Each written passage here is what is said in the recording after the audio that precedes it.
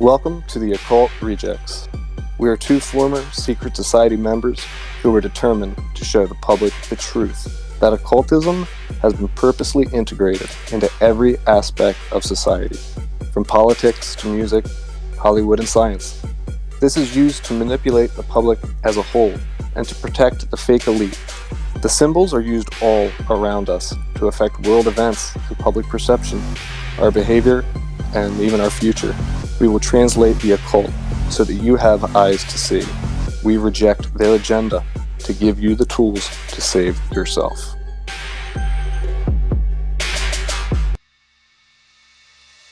Hey everyone, welcome back to the Occult Rejects with your hosts Lux and the NY Patriot. We got a new series for you today, and this one is a doozy for sure. For those who have listened to the podcast for a while, you'll probably remember that we covered the Franklin scandal cover-up. This is kind of similar and might even connect in a lot of ways, but we're going to be talking about the Finders, which is a crazy rabbit hole of a CIA operation where they call it a cult. I don't think that we necessarily believe that it was a cult, but that's a new word for operations now. Yeah. Yeah, like all the people who were just doing MK Ultra, they were just in a cult. Yeah, you know? yeah. Wasn't a project or an operation. Yeah, didn't receive any funding from the government or anything like that, you know. No, they're turning in bottle deposits. Yeah. That's how they yeah, recycling cans, that's how they got the funding. Oh, that was stupid. So I can't even remember how we kind of came across this one. I think we kind of had it in sort of the backlog of different subjects that we wanted to cover. Yeah. And then I think it was you. I think for the last year, you've kind of brought it up, and I've always been like, I think that's a really, interesting topic. And finally, we were like, well, just fucking do the Finders. You know? Yeah. Because I even, not to pat ourselves on the back, but me and Lux were even saying, like, there's a lot of info out there on it if you're going to spend the fucking time to read. But honestly, when it comes to people covering it, I hate to say it, there's very few that I think is actually really worth listening to that has a lot of information. It's very like, it's almost like it's not very detailed of what's out there, but if you were to actually read the stuff that the FBI dropped, there's a fuck ton, actually, if you read and spend the time. Yep. And that it was last 2 years that the FBI dropped pretty much the entire files that they had about it. 600 pages, I think, out of all three, out of all 3 or 4 PDFs. It's a lot. Because some of it had never been seen before, and that's where the story over and over again, right? Like they do this crazy stuff, then they release the files 30 years later. The majority of people don't care, you know. Yeah. So I mean, and for this one, I think this might be one of the darker subjects that we've covered, because even with certain other subjects about trafficking or groups, it's pretty dark, but this one goes way darker than I think other subjects before. And the thing is too is that eventually when we get into it, probably won't be this episode, but like when we actually get into the FBI notes, I mean, there's like things in there that's like, we're not like what's the word I'm looking for? We're not just taking a guess or assuming or being hypothetical, or actually, no, this is what the FBI said, or this is what the CIA said. Like, this shit is real. It's not us just assuming maybe this happened. They're saying this shit did happen. Yeah. Yep. And of course, it's just going to get swept under the rug. You can even see the way that it's read in the FBI documents that they're just putting out the fire, man. They're just trying to shut it up. Yeah, not that I'm going to say it yet, because we'll get into it in the other episode, but like me and Lux were even laughing and joking about like how they even worded something. I was like, come on, like, I mean, if somebody with half a brain was to read this sentence, they'd understand what the fuck it's really saying. Yeah, just using word magic again, man. Yeah. And this one, it's got a lot of crazy details in it, even about like the computer and stuff that we'll get into. These guys were communicating on the internet before there was pretty much a wireless internet. I mean, it's nuts. And I can't wait for everybody to listen, but just, make sure that you're ready to get into some dark subjects about this one, because it gets into the occult, and some of the practices and rituals that they were doing, at least alleged were doing, are really, really disgusting. So yeah. And I would like to add just real quick, yes, like we were saying, this will get dark. There will be stuff involving kids. A lot of the stuff that we'll be showing you is straight from the news and the FBI files, but this is also our commentary on the topic. This is our views and opinions on this topic as well. Just want to make that little disclaimer right there, real quick. You know, so maybe this YouTube channel will come down again. It's like walking on thin ice. Yeah, all right. I mean, as people can see if they're watching now, I've already put disclaimers up in the beginning, so I just make sure I cover our ads. I'm not inciting violence. I'm not saying to go out and do anything crazy. This is just our commentary, our opinion on this topic from the FBI and the news. Yep, our opinion. Yes. And you know what's wild about this subject that I experienced as well doing research on it, man?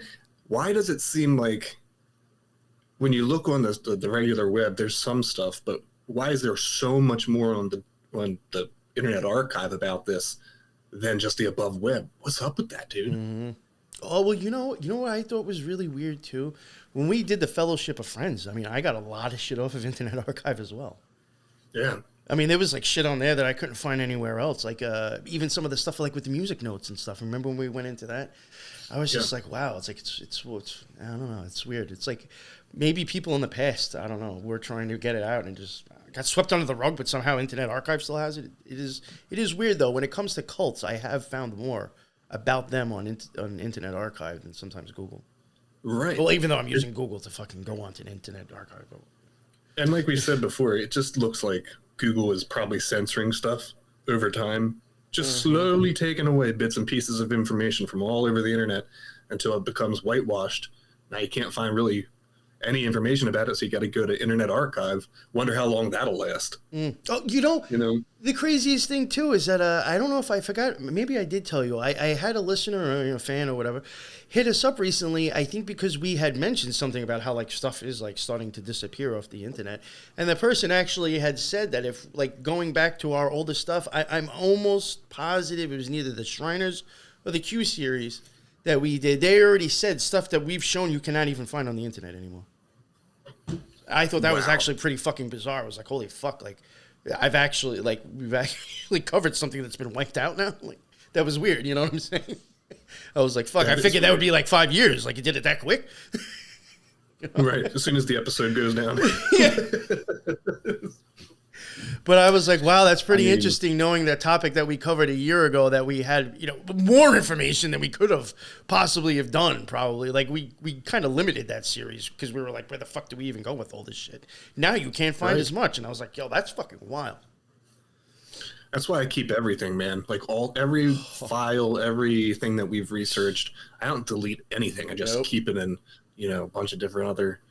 Yeah. So I got like all the actual printed files in big folders and then everything else on hard drives because I just don't know if it'll be there in 3 years. Yeah. So when you try and talk about this stuff in the future, you're like, hey, the finders, this is what happened. Then people are like, okay, prove it. So you go on the internet and you can't find anything anymore. It suddenly makes that story untrue. So it didn't even happen, Every episode that we have, for my notes, because I'm not having you send me yours, but at least like my end of it, I save everything and it goes inside the file that the episode was made into and then put on an external hard drive. Like I save literally everything myself too. Yep. I've even, some of the reasons why I even do that is because I've been asked to come on a show and cover a topic that was 6 months old. And I'm like, fuck, well, I got to go back to the notes and I have to look at my own screenshots. Yeah. But, that or for the fact if shit does end up disappearing, which unfortunately I guess it is. But, yeah, everything that I use for the show, too, I save all of it. I save my receipts. Yeah, dude. You got to. I mean, this is really dark subjects and it's just disappearing. And before you know it, who was it the other day? I think it might have been Tim Pool. said that one day, history will be, it'll be so whitewashed that people literally won't know any of the past because it's all been altered, changed, and there's no way to get it back. So, preserving this information is really important because if this is what these motherfuckers were up to in the 80s, who knows what they're up to now? Yeah, exactly. So I guess we can kind of get into it. I got a summary for everyone that'll just tell you the basic background story of how this all started and the events that, shortly followed. Sounds good. So on February 4th, 1987, two white men in their 20s, each dressed in a coat and tie, were seen... Sorry to interrupt you, but I think that is... What's up with that? Like, the shit that they wore, I was just like, why? Yeah. Like, what were you, like the Blues Brothers or something? Like, I really didn't get that shit. I was like, I'm like, is this where David Lynch got the idea of like, the outfits? For, you know what I'm saying? Oh yeah. It was just like, it just seemed very weird. Like these guys were in these suits. I'm like, who the? I don't know. Sorry to interrupt you. It's just weird. Well, what's crazy is the following thing that happens. So these guys are dressed in a coat and tie. They're seen in Tallahassee, Florida. They're at a playground, like a park, and they're with 6 children aged 2 to 6. But the kids are covered in insect bites and appearing very unkempt and improperly cared for. So an anonymous person ends up contacting the local police.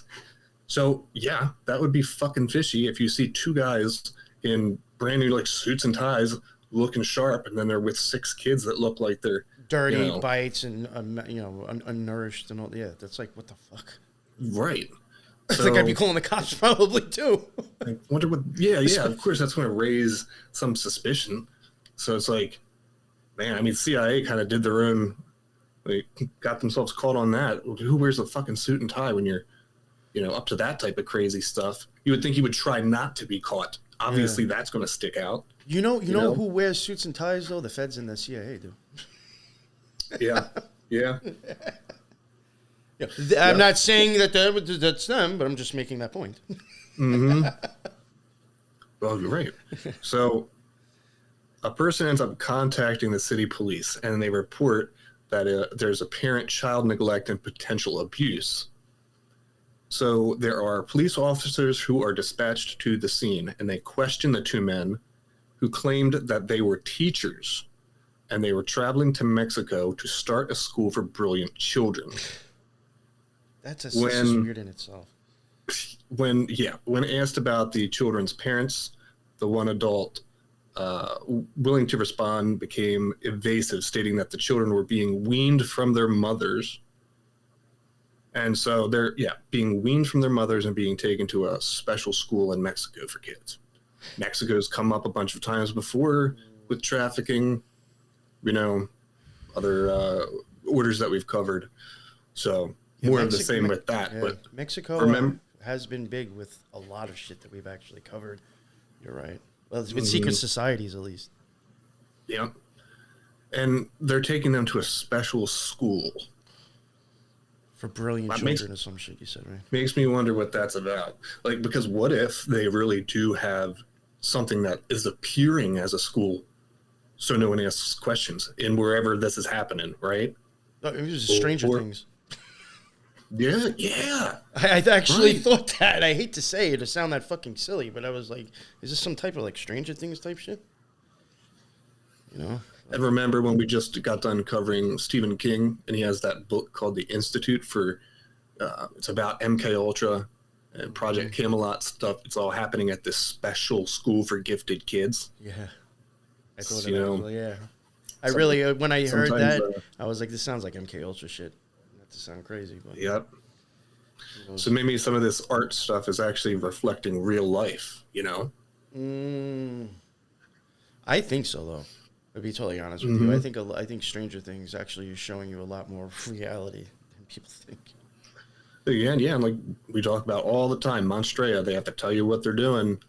If you don't wake up, then you give permission for these people to keep doing it because they're flaunting their illegal activity. And even though it might just look in the form of like, oh, it's a TV show, oh, it's a movie. Yeah, they're telling you that because that's a way to influence the public about what's actually going on behind closed doors. Mm-hmm. So might sound or look fantastical or crazy, but that's not the way it works magically, you know? Yeah. So after one of them states that these children were being taken because they were being weaned from their mothers, the police are informed that the two men that they were under arrest for suspicion of multiple counts of child abuse. So the men immediately refused to answer any questions, and apparently they fell to the ground and pretended to be unconscious. Yo, it's like someone flipped the switch and we're like, yo, we have to shut them off. They got caught. Yeah. Oh, yeah. Yeah, dude. They must have been hooked up to Neuralink already. Neuralink, yeah. Somebody gave them the off button real quick. They're like little switches on their back. See, that's fucked up. I actually didn't know that. That's actually really fucking weird. Or it's just a really pathetic way of trying to think of, maybe we'll get away from the cops to let us go. Like either way, it's ridiculous. It's just fucking stupid, yeah. We're not answering any questions and just play dead. Yeah. You play dead. They were throwing themselves on the floor before libtards were.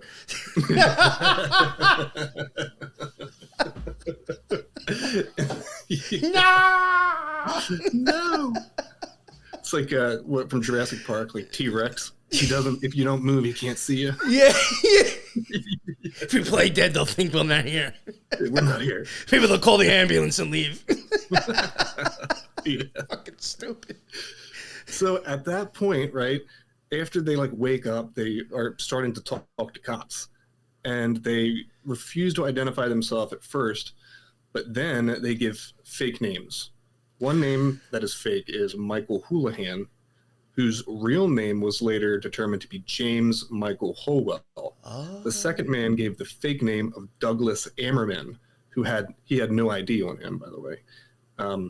But that was, a fake name as well. So I'm glad you brought that up, because that was actually just funny how that was something that I actually meant to ask you prior to even recording. I was going to say that one guy, I have noticed different last names for him. So the Houlihan, I'm assuming, is the fake last name, and the Holwell was actually his real last name. Because I have come across different last names, actually, in different articles and FBI files. So I was like, what's going on with this? Right. Like, why is there different names? So that clears that up. Thank you. Yeah, so they give fake names, and yeah, that was confusing to me too. And I guess it's just, of course, another way for them to try and not get identified. Like any of this was going to work. I don't get it, but they eventually, these two guys, they pull out two business cards with each of the two names on one side, and there was a statement written on the back of the other side of the card that was saying that they know their constitutional rights and they will be choosing to invoke the Fifth Amendment to remain silent. So this was already printed on the back of the card. These guys are already premeditating possibly getting caught. Holy fuck. So they had these business cards that were probably just given to them and said, hey, if you get caught, say nothing, give them this card, and we'll take care of it. It was like a PBA card. Right, yeah. Wow, that's fucking weird. So in the park, when police went back to the park, they found a 1980 blue Dodge van that displayed Virginia license plates. Upon closer inspection, this is important, guys, the police found a very foul-smelling mattress in the back of the van, along with physical maps, books, corresponding letters, and this is the most important part, they found 20 floppy computer disks and a device that can be hooked into a telephone line for computer transmissions. Yeah, I think it was basically like almost a fax machine back then, right? Or something close to that. Yeah. That's fucking wild. Yeah. Again, this is 1987. No one has this, not no one, but 99.99% of the public isn't going to have this type of technology in the back of their car that will allow them to just plug into a telephone line and have communications. It's like the internet before the internet. And they guys had all these floppy disks and were communicating, obviously, with some type of source. Later on in the series, you'll actually, when we get into the FBI files, you'll see a little bit of what they're saying and to who, which is even more interesting. Right. So, I mean, this was unheard of. So, again, there's no way that this is just a cult. In my opinion, it's highly organized. Nobody has these cards in their back pocket and these crazy pieces of technology. You know, it's able to communicate and also having these maps to. I mean, it's just the whole thing is very bizarre. So, they also found U.S. passports, and they also found a pack of condoms. So obvious they weren't taking these kids to a school if they have condoms and a smelly mattress in the back of this van, you know. Yeah. And you know what you did say before, I just want to add, like, you know, back then in the day, if you did have that equipment, I would assume it's mostly like because you're a company that needs to communicate. These people basically had equipment that were like, you know, since there was no cell phones back then. I mean, that was like I guess a way of like kind of having one, but like that wasn't like a normal thing for like even normal people to have in their house at that time. That's like shit that like, you know, a business that really needs to, you know, it's fucking weird that they had that shit then in the van. Exactly. Yeah. I mean, even some of, you know, people that I know that are crazy tech savvy, they didn't get computers until like 93, 94, 95, you know? So, again, they were doing this in the 80s. Yeah, I think when I was a kid in the 80s, I had a Commodore 64. You know what I'm saying? Like, I didn't have a fucking fax machine and fucking all this shit. You know right. Able to communicate and shit using telephone line. Yeah. So...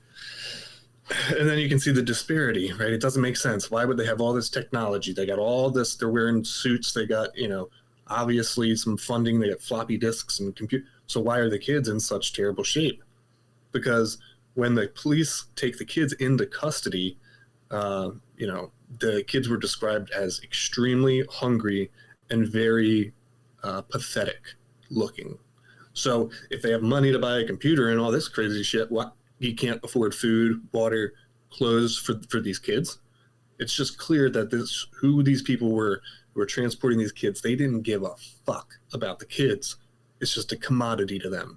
So, you know, it's not like you can't twist this story into being, well, no, they were, you know, trying to take care of them. Obviously, that's not true. You know what? I never even thought of that, Lux. That's a really good fucking point. You had all this shit that was probably expensive as fuck then. But yeah, you could afford that, but you couldn't afford to feed the kids. Or to keep them, like, clean and, like, you know, not bug bites. Right. Like, I never actually thought of that. That's a really good fucking point. So, to me, it's just, you know, if I'm looking at it, it's just these people didn't care. They were transporting the kids. They could care less how they looked, how they, you know, how they were cared for. They're just like long-haul truck drivers, essentially. Yeah, that's actually really fucked up, but it's the truth, probably. Yeah, just a commodity. It's horrible. So, another female witness, she alleged to have carried on a 5 to 7 minute conversation with one of the men at the park. She later came forth and testified that she believed the man she spoke to was obviously on drugs. In the middle of winter in northern Florida, she said that he asked her if she knew of another local park with a swimming pool, presumably to bathe the filthy children. Oh, fuck. So she thinks he's on drugs, asks where there's a swimming pool, or a swimming pond. No wonder they had the cops called on him. Yo, right. I was just going to say, I think if somebody had asked me that question, saying, like, do you know where the closest pool or pond is so I can wash my fucking self and my kids? I'd be like, yo, there's a fucking problem here. Yeah. You know what it also shows is I think that they live above the law. They don't fucking care. You know what I mean? When you're that arrogant or cocky, you're not even realizing it. Yep. You're just being like that and not even thinking, you know? Yeah. When you've been untouchable for so long, it just sort of makes you delusional that you're always untouchable. You know? You forget the reality of that you can actually be touchable. Get caught, Yeah, that's a very good point. So out of all of the kids, the oldest one was a After the oldest child, a 6-year-old named Mary Houlihan, possibly Michael's biological daughter, reaffirmed that they were being transported to a school in Mexico, informing the police that they had been living at a commune in a DC area, later determined to be the Finders, and that the cult leader was referred to as the Game Caller. He was later identified as one Marion Petty. So these kids are being kept at a commune, in DC, and they're being transported. They even knew that there was a guy at the top who was called the Game Caller, so he's making the plans and telling these CIA agents where to take the kids. Even just the name itself, the Game Caller, just sounds like, something shady's going on, right? Who would give themselves that name? Mm-hmm. And I do think it wasn't as popular, but I do think he also went by the Stroller as well, which I thought that's just creepy as fuck. A stroller, like a baby stroller. Very fucking weird, the names that this guy chose to give himself. They also were known as the Finders Keepers. Yes. So, yeah, and it's like, so he's a game caller. What's the game? Exactly. That's what I mean. Yeah. If you think about what the name is, it's like, it's fucking weird. What's going on then? Now, I will say this. I looked into what a game caller is, all right? The best information that I could find about what a game caller is, and this is dark, but so there are some different sports that use this term, the game caller. One of them is a game where you essentially take these different foxes and you release them into the woods. And then these foxes run and they hide and all this shit. And then you release these dogs, these hounds. So you release the hounds, right? So these dogs get released and then they have to go hunt down the fox. And if the dogs catch the fox, then I guess that's the fucking winner. I don't know. But the person who runs that game is called the Game Caller. I just thought that was real suspicious. That's like some That's like some Squid Game shit. Right. Yeah, that's just out of all the names to be picked, and that's the nature of the sport where the term comes from. Wow. It's just weird. Yeah, that is. So is it were they replicating that in some way? I don't know. But you wouldn't pick that name by accident. No, that's what I was getting at. The names, this guy picked them for some reason, and it's kind of weird. Yeah.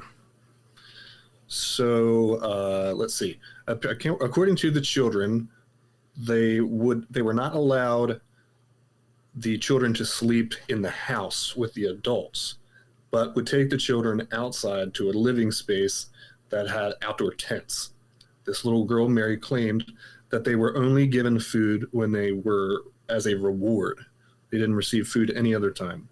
They were also kept out of school and appeared unfamiliar with such basic household items as television sets, telephones, typewriters, staplers, and the children were totally unaware of what a toilet even was.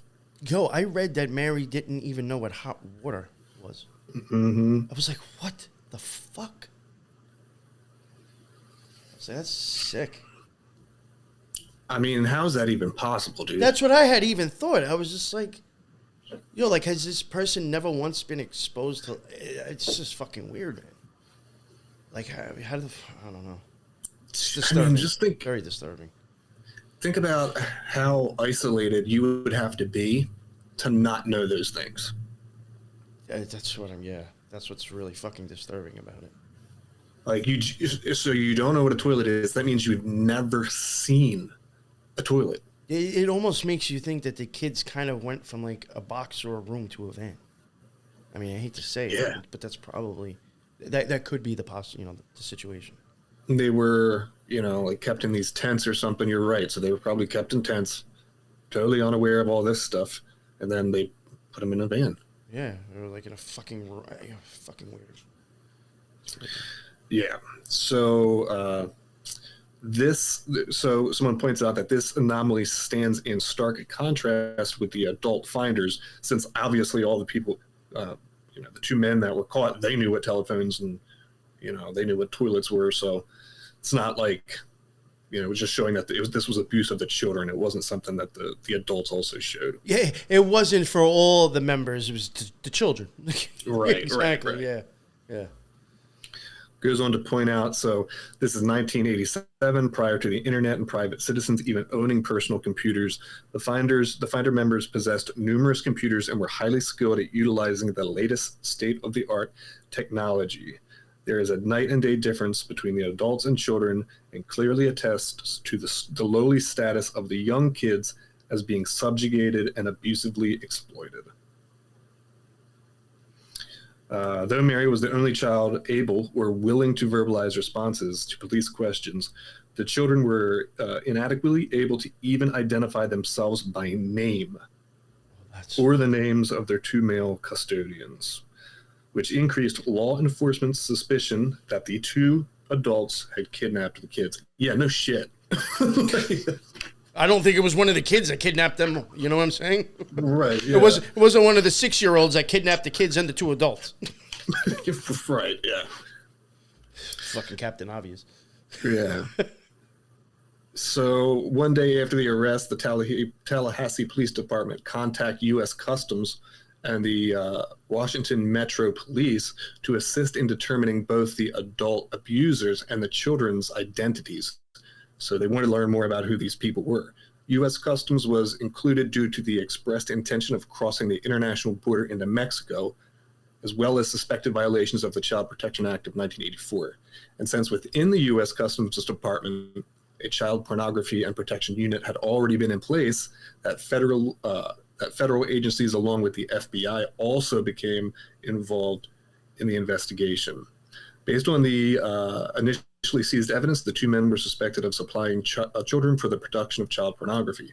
Adding weight to these charges, an examination found that the two eldest children, Mary and a 5-year-old boy named Max, had been sexually abused. Additionally, Mary had become somewhat agitated prior to the physical examination before the doctors even touched the children. So they were afraid of being touched. Found clear evidence of abuse. That's like how a scared dog that's been abused, its life would act. Dude, yeah. It's not even. It's fucked up. Fuck. Yeah, dude, you're right. Like you get to a place to adopt a dog, and the first thing you do is you try and pet them, and they're really standoffish, Yeah, because they had a piece of shit owner prior. Yeah. Right. So, dude, that's a good point. It's like displaying that same behavior. It's sad. I mean, and then they're also saying that one of the kids possibly was one of the guys that was caught. It was maybe one of his daughters. How could you do that? First of all, I don't know how you could do that to any human being, but how would you do that to your daughter if that's true? Like, imagine the soulless type of sicko fucking asshole you got to be to be around that stuff all day and be totally fine with it.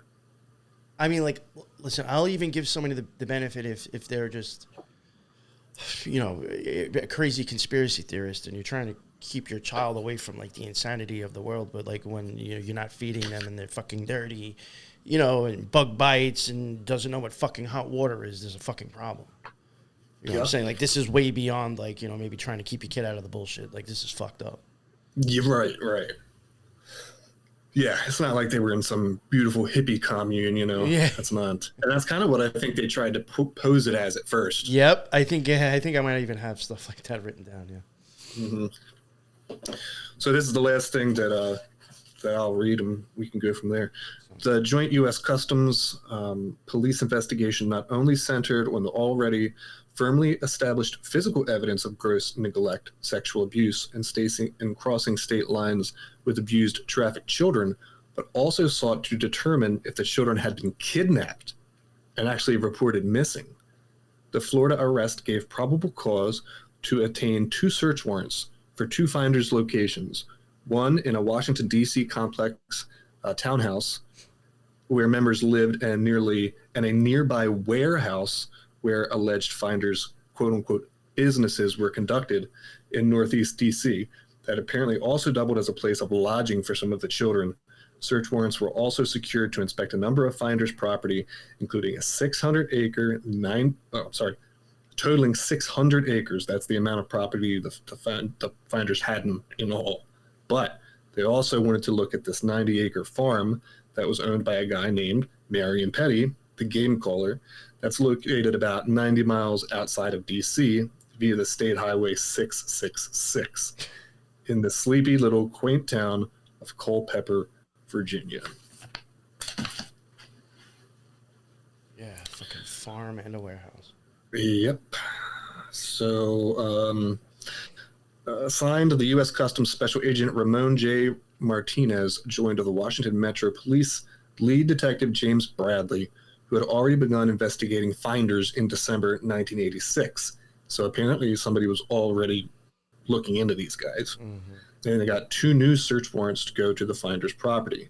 2 months earlier, an informant had divulged that the finders' cult regularly engaged in blood rituals, sexual orgies that did involve minors, and some unsolved murders.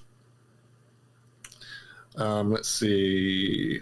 So when they looked at the warehouse, they found tons of crazy stuff, including giant computer rooms just filled with printers, finders' documents, computers just everywhere, that all proved to be extremely incriminating, and that they had determined that this was sort of a global child sex trafficking ring. And there was also evidence during the examination of the documents that revealed detailed instructions for how to obtain children for specific purposes. The instructions included how to impregnate female members of the community known as finders, how to purchase children, how to trade them, kidnapping, and there was also messages using a Telelex MCI account number between a computer terminal that was located in the same room and the other terminal located in foreign locations such as Hong Kong, the Chinese embassy, and others. So it's like they had a handbook on how to run the cult there. Or manual. Mm-hmm. A manual. Fucking insane. Yep. So, well-organized thing. This wasn't just... I keep trying to say it's this little cult with maybe a dozen members, but it's going right to the Chinese consulate. Yeah. What? I think I could be wrong, and then I'm kind of speaking ahead. This will be in episode 2, probably from my side, or if you covered. But I think weren't they actually I don't know if it was the China one, but one of the things that they were corresponding with, wasn't it to neither purchase or sell kids too? I was just like, what the fuck? These people are doing business with children with other countries. I was like, holy shit. And absolutely, man. You didn't just one day start this up and somehow a dude in fucking China found out. In my opinion, what I'm getting at is this has been going on a while already because these connections have been made. You know what I'm saying? Yeah. That's what I think, That's a really good point, yeah. Yeah, it's not we'll start a cult and next week fucking some dude from China calls you and oh yeah, I got kids for you. That doesn't happen. You know what I'm saying? Right. Especially since this computer was located, or it was connected to other computers all across the country and in foreign countries. It just makes me think, man, back to all these creepy people that we've looked into in the past in other subjects where they're very good at tech. They have all these tech companies, right? I mean, it's just, I don't know. I won't make any claims. I'm just starting to think that some of the people that we've been investigating before could have connections to some of this, Yes, or there is, I definitely believe there is something going on with specific countries because we always end up going back to them, regardless of if it's a cult, a secret society, or something. It's the Philippines, Hawaii, China. There's other just common fucking things that come up. Mexico, certain areas of Mexico. It's a commonality between a lot of things that we cover. And makes right. And I would have never put those connections together until we had covered everything that we had. Exactly. You know, it's from us doing the shows that I have actually noticed the connections. I never knew them prior until I was like, I'm saying fucking Hawaii a lot. You know what I'm saying? lot, yeah, right. We're covering the Philippines a lot. This is getting weird now. Like certain colleges and stuff like that always comes back up. Like to me, man, I have a feeling that this is still going on. Mm-hmm. I agree. And so when we look at some of the stuff that we have, we're looking at the structure of how it's probably done, even to this day. Yes. So. And it may not be the finders, it's just, there's something still going on, though. You know what I'm saying? Mm-hmm. Maybe it has no name, a different name, but I still think whatever was going on is still, to some degree, is still going on. Yep. Or even worse. They just got better at hiding it now. Yeah, I mean, if this was 87, think about the technology they have now. Well, now they have business cards that when you turn it over, it just says, go fuck yourself, and the cops go home. Yeah. Right. Says, go fuck yourself and work for the CIA. Yeah. Or they just got better fucking fake badges now. Who the fuck knows, you know what I'm saying? Yeah. They got probably some crazy special device in their back pocket. They can just hit a frequency and make all the cops, have a heart attack or something. Yeah, right. Or they just fall on the floor again. Right. Yeah. Yo, that one really blew me away when you said that. I was like, yo, these motherfuckers did what? Yeah, you never know. But that is actually really weird. It could be part of it.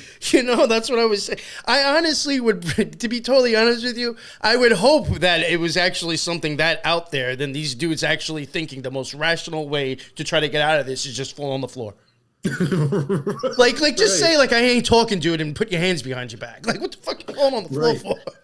Right, and think about this, right? If you and I were doing something like, something stupid, and then we get arrested or something, I'm not going to drop on the ground, and you're definitely not going to drop down at the same time as I am. No, we're going to look at each other and be like, we're not saying anything, right? Right. Just don't talk. Don't talk, even if the other ones, even if the cops tell you I did the line. You're like, I'm not going to be fucking throwing myself on the floor and be like, maybe they'll go away. Like, that's so fucking weird. So then think about the stuff that we found with MK Ultra in the past, where with MK Ultra, I'm sure that these people who were transporting the kids, they're probably MK Ultra themselves. Yes, right? Yes, I believe that. So I believe that. If you do something like the certain catchphrases that the CIA would use during MK, where they could implant, when a certain word was said, then you would you would change your personality, or that's literally. Maybe pass out and shit like that. So maybe that's what it was. Maybe as soon as they heard certain you terminology, have the right to remain silent. Yeah, no, I was just thinking that it could be certain type of police terms that they're just, the cops are programmed or whatever to use. The way they talk. For all you know, it could have been a phrase or like a couple of words that snapped something and put them to sleep. That's fucking weird. Yeah. But that's a really good point. For all you know, there could be something that's in the cop terminology that was already kind of programmed to shut the motherfucker off. Mm-hmm. Fuck. Oh, wow. That way they don't answer any questions, and that's fucking wild. That is wild. Yeah, you never know. And then think about when you apparently after that command is given, when the person becomes conscious again, they've slipped into a whole different personality. You know what I mean? Yeah. So MK Ultra, in my opinion, is all about just fracturing the mind into multiple things. So it's like, you could have one shut off, and then when you come back, you're waking up in another one. I mean, you fucking no idea. Yep. So yeah, that's all the backstory that I had for.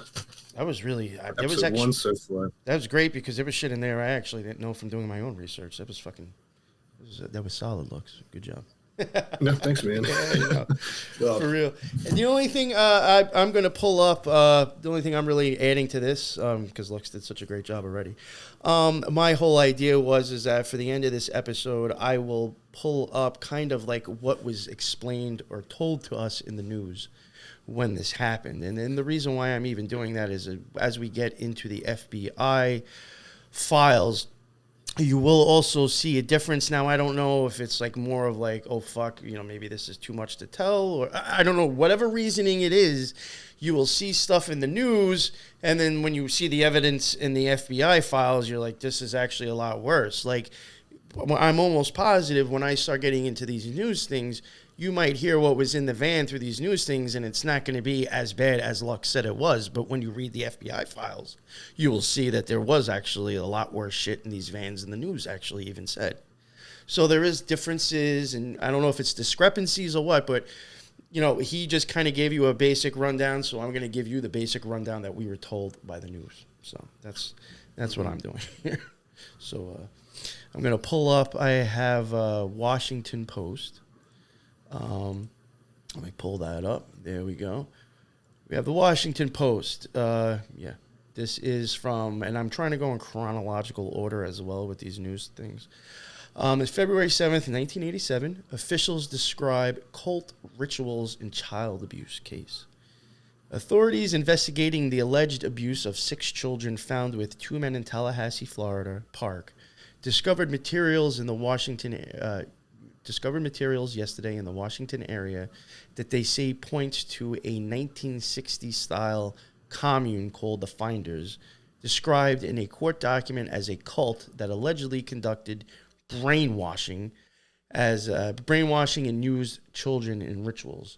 I do want to just say for myself, from the stuff that I dug into, sometimes people can maybe get a little confused about brainwashing.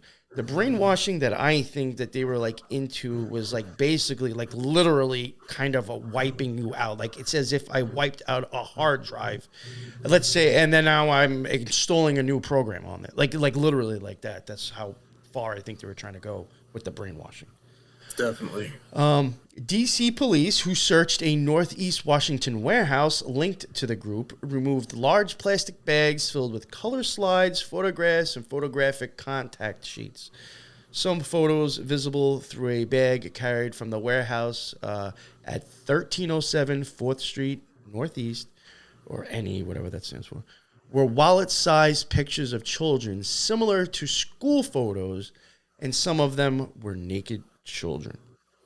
That was another thing I found weird through some of the stuff that I went through. They seem to have been taking like school-style photos, but then yet, I think from the stuff that Mary said, like, yes, they were supposedly going to this gifted school, but I think she actually says, like, we didn't go to school, though. So, like, why do you have school? It was just very fucking weird. Why do you have school-style photos? It's just, were they more of, like, I hate to say it, but, like, were they more of kind of, like, God, what do they call them now? Like, shots. Like, if you want to try to, like, be, like, a fucking model. Like, was this kind of like, oh, you can buy this? Right, yeah. You're, like, promoting, basically. I hate to say it. Like, almost kind of like the Franklin scandal, really.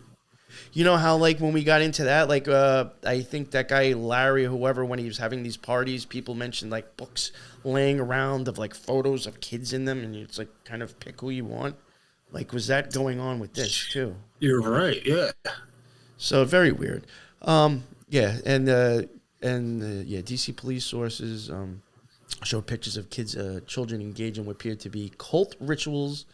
Officials of the U.S. Customs Service called in to aid in the investigation said that the material seized yesterday includes photos showing children involved in bloodletting ceremonies of animals and one photograph of a child in chains. Customs officials said they were looking into whether a child pornography operation was being conducted. According to court documents, computers and software were seized from the warehouse, just like Luke said, from a Glover Park apartment building and from a van that was recovered in Tallahassee along with the children. Yesterday's disclosure about the mysterious group grew out of an investigation that was set in motion Wednesday by an anonymous call to the Tallahassee police about 2 well-dressed men, like you said, 2 fucking dudes in the suits, who were supervising 6 disheveled children in a neighborhood park. The men were arrested and charged with child abuse, according to Tallahassee police. Their links to the D.C. area have led authorities into a far-reaching investigation that includes the Finders, a group of about 40 people that court documents allege is led by a man named Marion Petty, and their various homes, including the duplex apartment building in Glover Park, the Northeast Washington warehouse, and a 90-acre farm in rural Madison County, Virginia. Tallahassee police, who arrested and charged men identified as Douglas E. Ammerman and Michael Houlihan, or I guess Holwell. See, they didn't even have the right name. With child abuse, contacted D.C. police Thursday in an attempt to establish the identities of the children. They learned that the D.C. police had heard of the Finders group, according to the Tallahassee police spokesman, Scott Hunt. And I think I'll skip over to the next one because it's pretty much the same stuff. I don't want to keep repeating myself of the things that you said. All right. It's crazy to see the difference in what they say. Yeah, that's why what it actually was. Yeah, that's why I wanted to actually do that. Yeah, you get what I'm getting at, because then, like I said, even when we get to the FBI files, you'll see difference in what was released in the news. Yeah. Cult member defends 2 men in child abuse case. A man identifying himself as a member of the group that includes, and the date real quick, this is February 8th, 1987, the next day. Washington Post, same news. A man identifying himself as a member of the group that includes the 2 men arrested in Florida last week on child abuse charges came forward last night to identify the children with whom the men were found and to defend the men against the charges.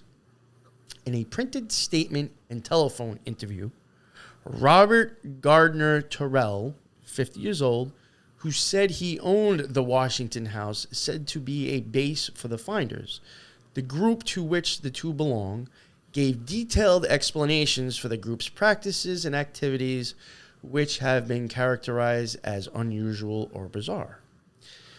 Asserting that the 6 children found in Tallahassee with the men had been formerly placed in the care of at least one of the men by the children's mothers, he denied that the children had been abused or neglected.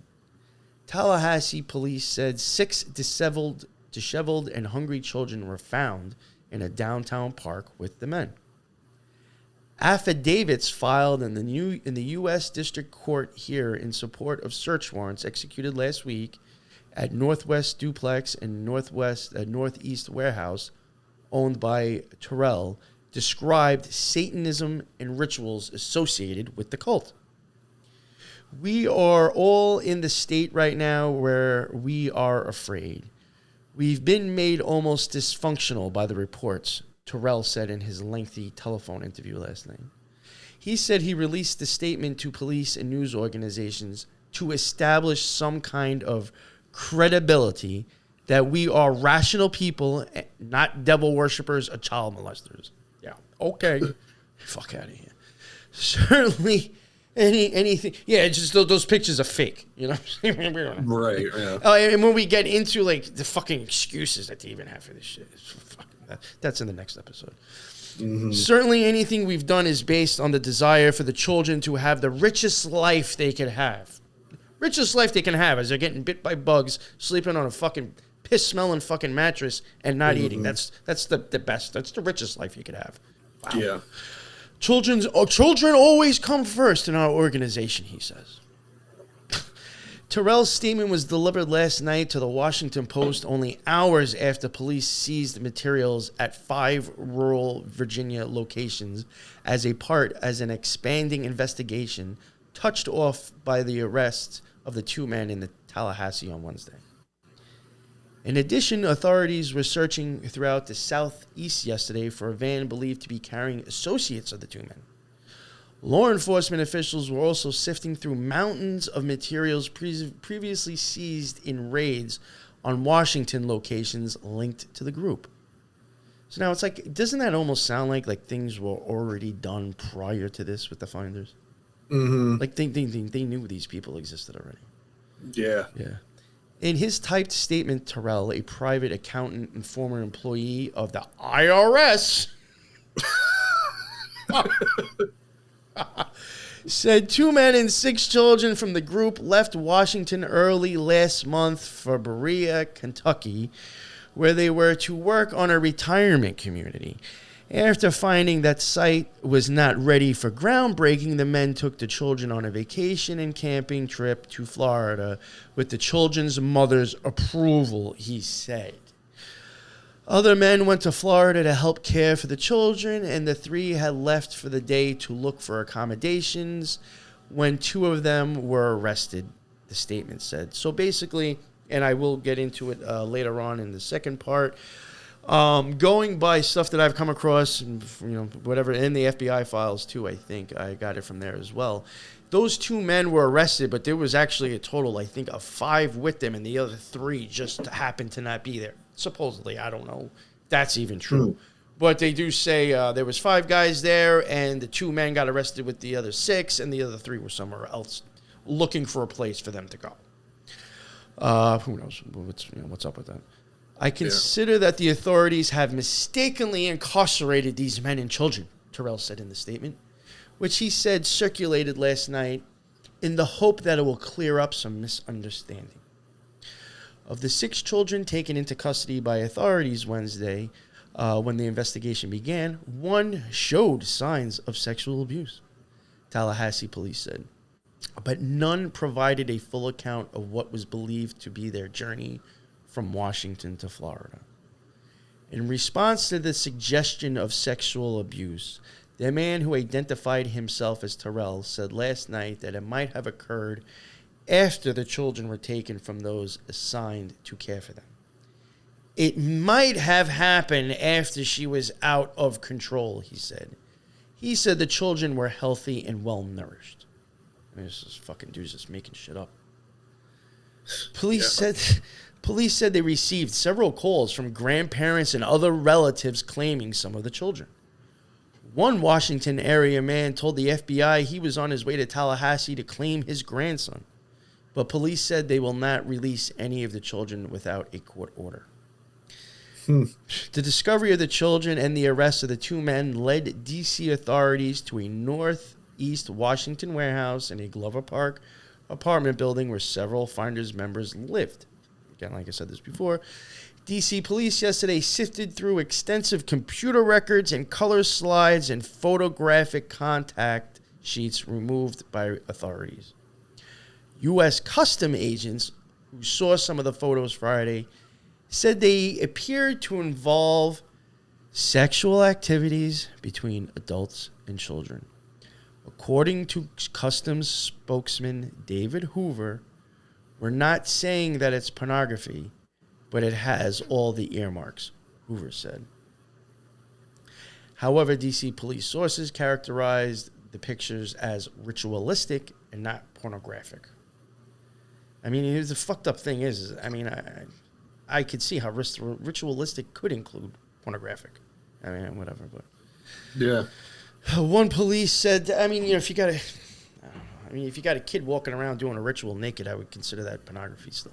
Whatever. Sure. It's just fucking word magic. One police source said that the photos were no more pornographic than what you find in an average home. They said the pictures of naked children were innocent, but there were some showing children in ritualistic ceremonies, including the bloodletting of animals. And I hate to say it. That shit right now would probably be considered like some fucking pedo snuff shit. Yeah. In the telephone interview late last night, Terrell described the so-called bloodletting as the slaughter of 2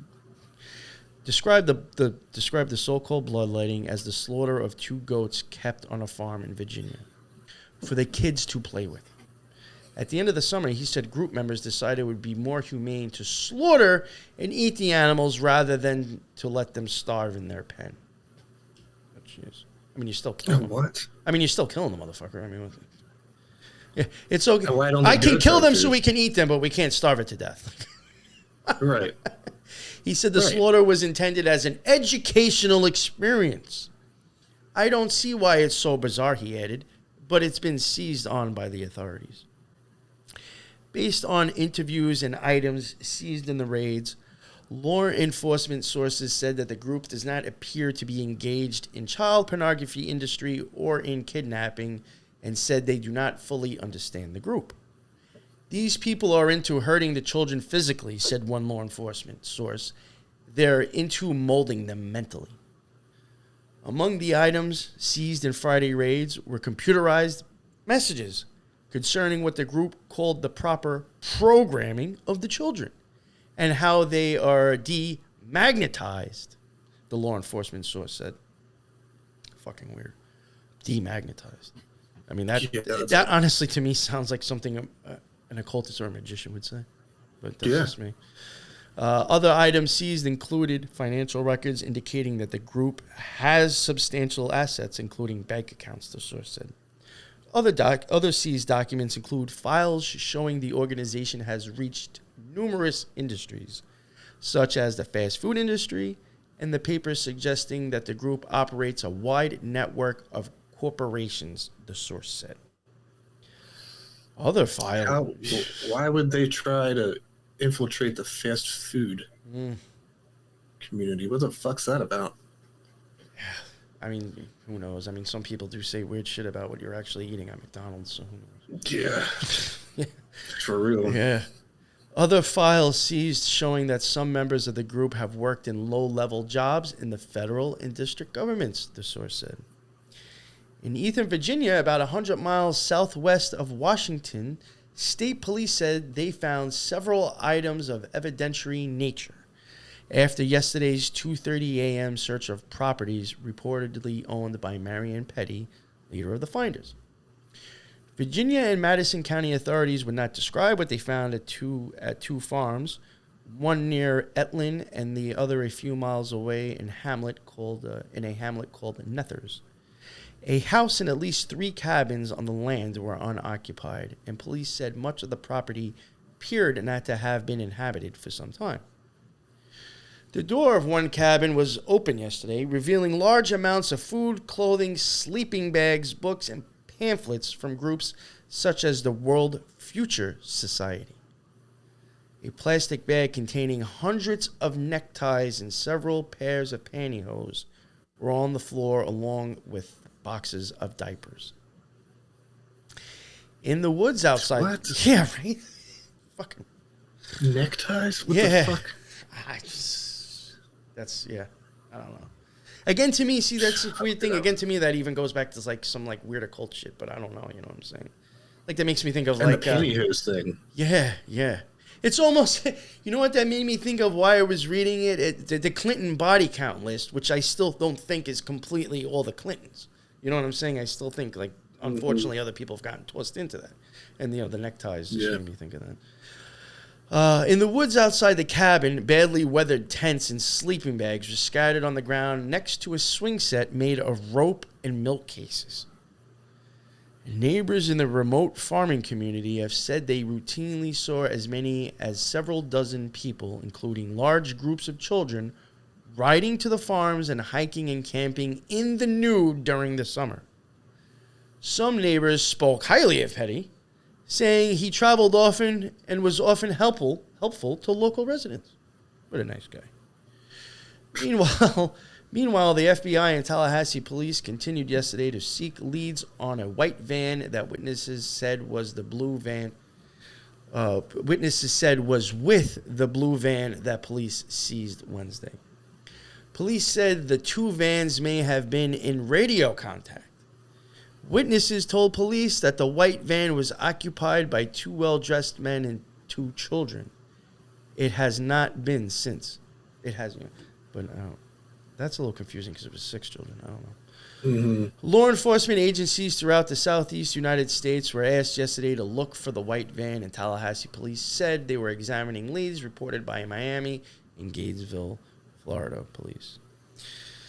So I'm going to get off this one, and I'm going to jump on to another one because I think we got the gist out of that one. Well, and again, that's another really good example of how they whitewashed everything, even changed wording and shit. Yeah. Because the quote that I have here from Detective Bradley said that they had found loads of documents describing explicit sexual conduct between minors and adults, including a giant collection of photos. You said that. But then the way that they kind of presented in the article that you said is like, oh, it was just this experiment with a goat to like show them how to slaughter animals and stuff.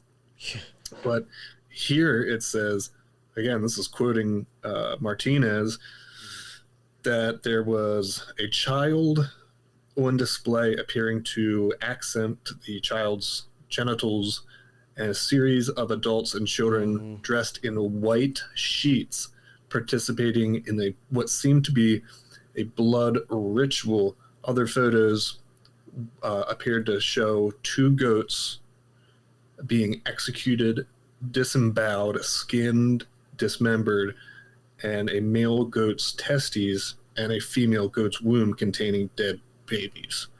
And photos of crying, traumatized children being presented with the disembodied heads of goats by adult members.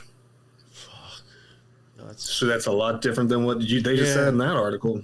And the funny thing is, too, I even think in the last article, it's almost like they were kind of like saying one thing and then like almost like in the next paragraph, kind of like downplaying it. Yeah. It was weird. This is from AP News. This will probably be the last one I read because I think the next one I would just be redundant. February 8th, again, 1987. Virginia, D.C. police continue search for more clues on Finders Group with AM-unknown children. Washington, AP. Authorities have received a memorandum in which a man who says he assisted in the care of 6 ragged children found in Florida sought to explain the purpose of their trip south, including plans to open a retirement community in Kentucky. The memo was written by R. Gardner Terrell, who also said he owns a District of Columbia house, which police say were used by members of a 1960s-style commune known as the Finders. The commune was described in a court document as a cult that allegedly conducted, again, brainwashing and used children in rituals. The Washington house owned by Terrell was raided Friday after evidence was discovered in a van where the children were found. A spokesperson for Joseph D. Genova, U.S. Attorney for the District of Columbia, declined to comment on the Terrell memo, which was delivered to police and news organizations Saturday. The children, 4 boys and 2 girls, ranging in ages from... Now, this is also another thing. I've heard from 2 to 6, 2 to 7, and 2 to 11. Yeah. Who knows? It's still fucking young. So, I guess regardless. Were taken into custody in Tallahassee, Florida, late Wednesday, and 2 well-dressed men with them were arrested, Florida officials say. Although the children were dirty and insect-bitten, they were in good spirits. And apparently good health. I mean, you see how you even see contradictions between news articles. Yeah. And the thing is, this isn't even playing like, oh, supposedly this is a Democrat or a Republican. You know what I'm saying? It's not even like we're changing it just because, you know, we like to shit on this side of the news. You know what I'm saying? It's just like, yeah, it's just very weird. I like these fucking news things. You can't even get the shit fucking correct. Although the children were dirty and insect bitten, they were in good spirits and apparently good health. However, police investigator Cheryl Wigand told the Tallahassee Democrat Saturday night that more than one of the children had been sexually abused, but she would not say exactly how many. Just real quick, I'll toss in there. We'll probably get into it down the road. From what I have, there was 2. So, the 2 men arrested, Douglas Edward Ammerman, who was 27, and Michael Houlihan / Holwell, 28, were being held in the Leon County, Florida jail in lieu of a $100,000 bond each. They were charged with child abuse. According to the Terrell memo, Stanley Burns and Ammerman left the nation's capital in early July for Berea, Kentucky, with the 6 children. The children's mother had authorized the men to take them, and letters of authorization were placed in the glove compartment of the van they were traveling in, the memo said. The 2 men and 6 children were going to Brea at the invitation of Reverend Jim Weicker, to complete plans for and begin construction on New Hope, a retirement community. Terrell said he planned to be the comptroller for the project and described Weicker as his mentor. Now, if anybody doesn't know what comptroller means, that's kind of like the person who's dealing with the fucking money. So, I mean, that's very convenient, too. Mm-hmm. Weicker, contacted by telephone in Brea, said he did not know who Terrell was. I wouldn't admit I did either. He may know me, but I never met him, said Weicker, who refused to answer additional questions, saying he was in a conference. When Burns, Ammerman, and the 6 children arrived in Brea, they found that Weicker was not ready for the project's groundbreaking, according to the memo. During that time, the children were cared for by Willis and Lucille Hunting, proprietors of a Montessori school where the children would have been enrolled for the duration of the New Hope project. So basically what they're saying is that if the New Hope project would have went through, these kids were going to go to that school until they were done and moved on somewhere else. Mm-hmm. The men then took the children on a vacation camping trip to Florida with the approval of their mothers. These guys are so fucking amazing, right? Jeez, such nice things. They're Boy Scouts. Yeah. Oh, man. Terrell said he and 4 of the men, Michael Holwell, also known as Michael Houlihan, Christian Herbst, Thomas R. Van Dusen, and Robert R. Meyer drove to Florida to assist with the care of the children. When the arrest occurred, 3 of the men had left for the day to look for accommodations in the Tallahassee area, leaving the children in the care of Holwell and Ammerman. The memo said that the children's mothers are in San Francisco working in business offices and earning money to help pay for New Hope. Fucking weird. Virginia police searched a rural farm Saturday as officials in 2 states... a rural farm Saturday as officials in 2 states and the District of Columbia tried to unravel the case in which officials say the children may have been victims of a devil worship cult. Virginia State Police and Madison County, Virginia Sheriff's deputies searched a farm early Saturday about 100 miles southwest of Washington near Shenandoah National Park.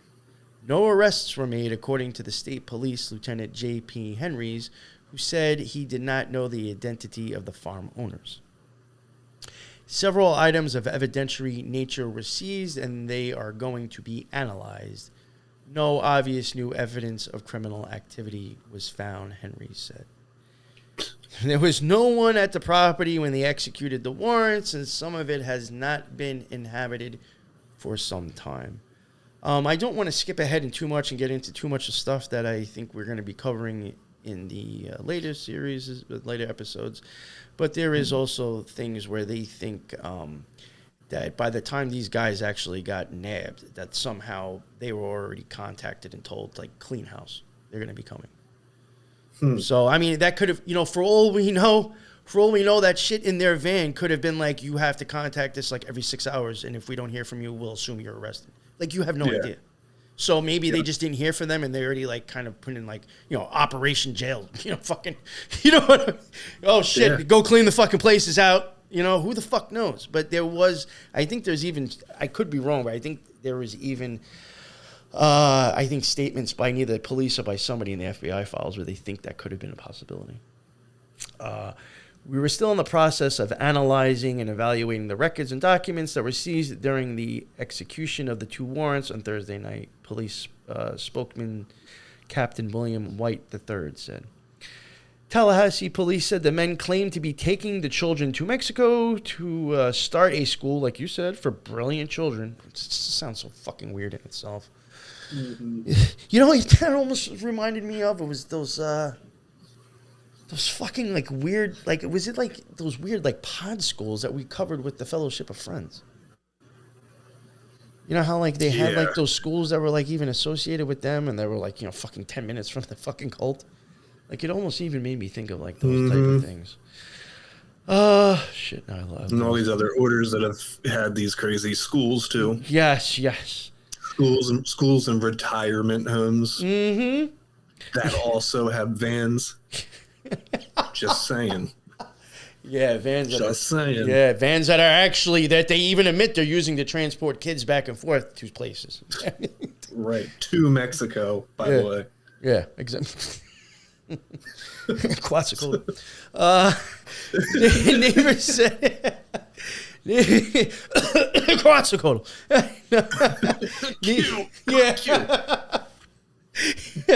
Cute.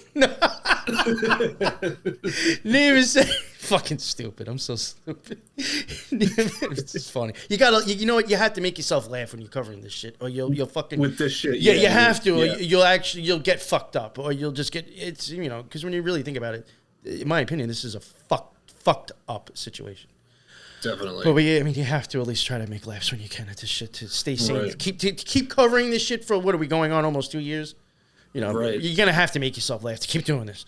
Yeah, I mean, it's not that we're taking it lightly. No, not at all. Not at all. It's for good mental health because covering dark shit like this will make you go crazy real fast. You know what I mean? Or really crazy or just like upset and emotional. I mean, fucking we're human.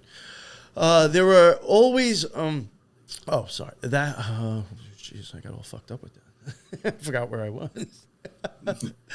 Tallahassee police said that to Mexico. The house where the group was centered in Washington is in the District of Columbia Glover's Park section, an area of middle-class homes near the fashionable Georgetown area. And you know what I was thinking about? I hate to get off this topic, but like, have you ever seen on Netflix or heard of The Family? No. That's like a fucking like cult that like tons of politicians are into that actually like live in DC in their own like fucking townhouse. It's like really weird, like not that it's Jesus, that has nothing to do with the weirdness, but it's like a very weird cult that literally like, well, in my opinion, it's actually a good idea, but they literally will only go by what Jesus said, which to me actually does cut out a lot of the bullshit. But it is very weird, and like I suggest people to go check it out. It's actually something I have thought about maybe covering, but the whole fucking thing is that Netflix has a huge thing on it already. But like they were also very weird with like getting kids. It was not young ones, but like teens and like college kids and like high school kids. It's really weird. But this made me think of like going back to Washington D.C. and younger children again. It's like.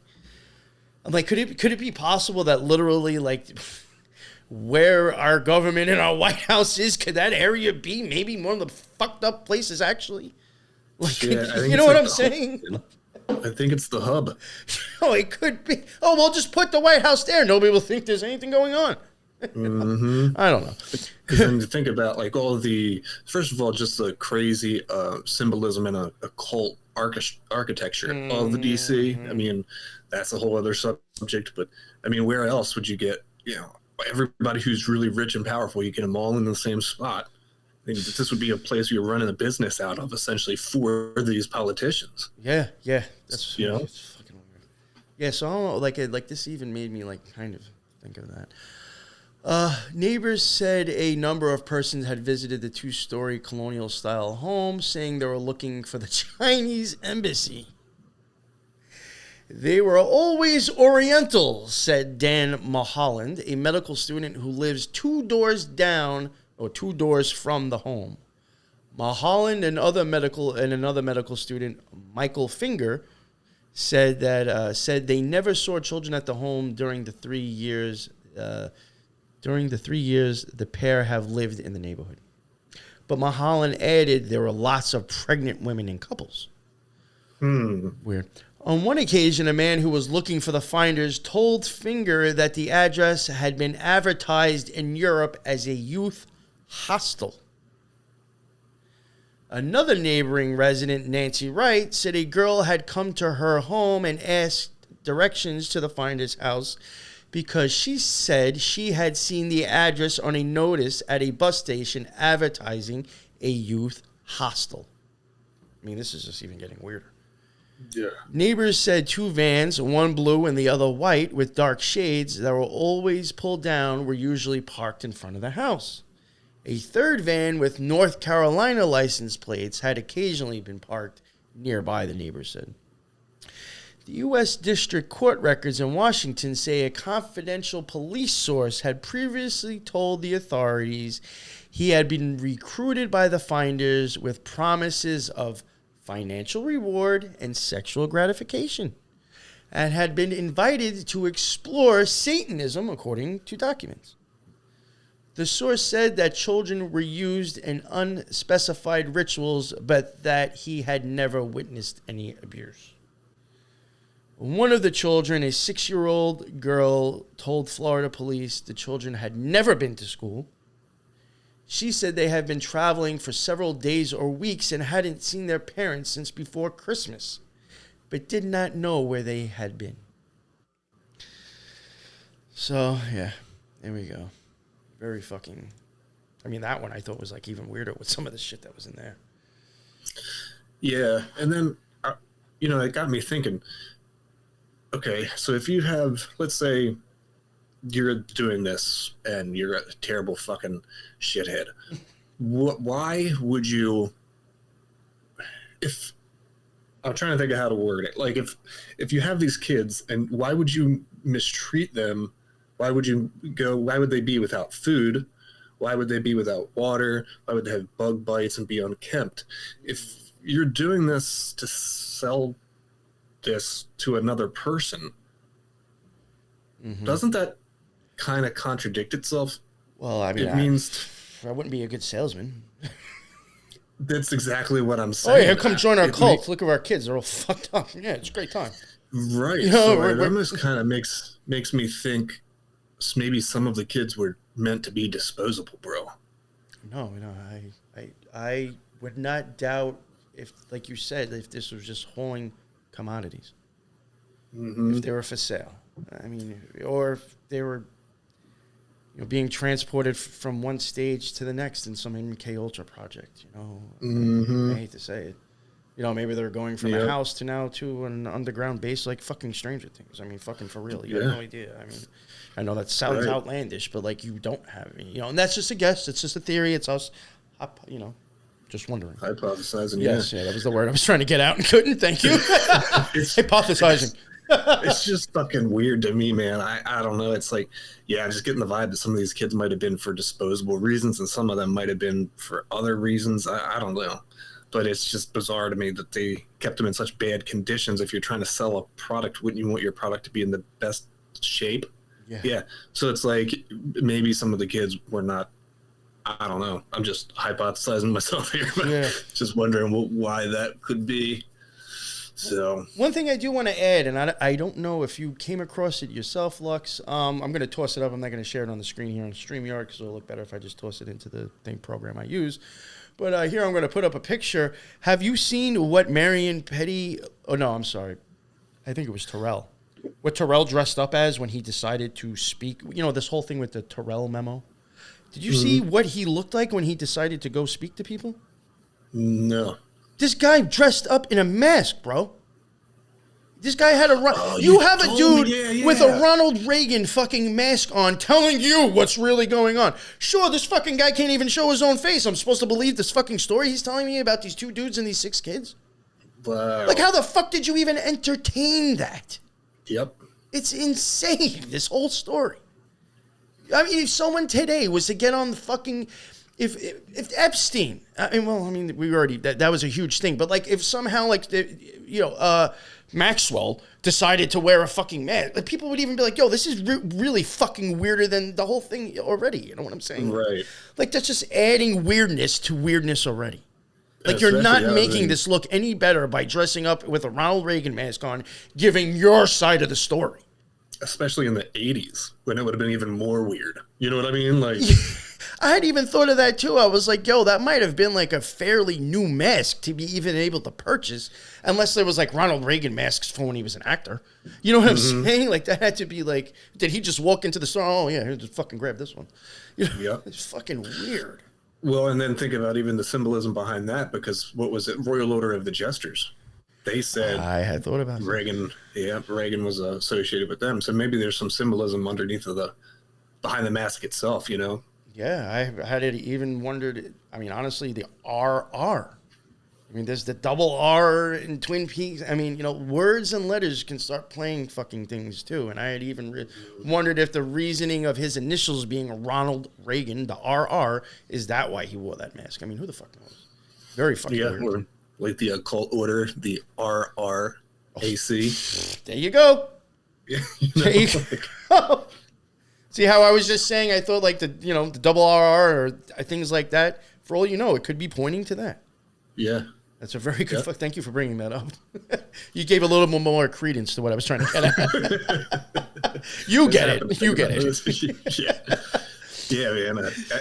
It's definitely probably the craziest story that I've heard in a long time. This whole bullshit. I'm definitely intrigued. Yeah, it's like I'm intrigued. Disturbed. Also disturbed at the same time. Yeah, and I think and the reasoning, like I think that, like, oh, this is from fucking how long ago? Well, for one, I don't think, unless people actually read the FBI documents, which takes too much time, it's not in a meme. You're probably not going to read it. A lot of people aren't going to know what actually happened. But the thing is like, if this was going on then, what the hell do you think is going on now? Mm-hmm.